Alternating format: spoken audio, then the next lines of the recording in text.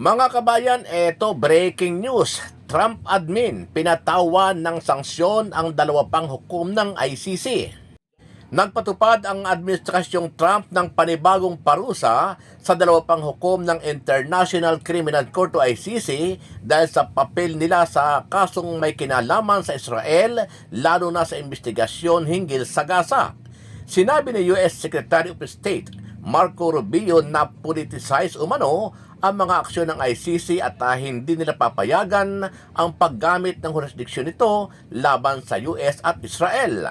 Kabilang sa parusa ang travel ban at pag-freeze ng anumang assets ng US. Kinundina ng ICC at ng Netherlands ang hakbang. Iginiit na ito'y tahasang pag-atake sa kalayaan ng korte at maaaring maglagay sa panganib sa international na kaayusang legal. Ano po ang masasabi nyo dito, kabayan?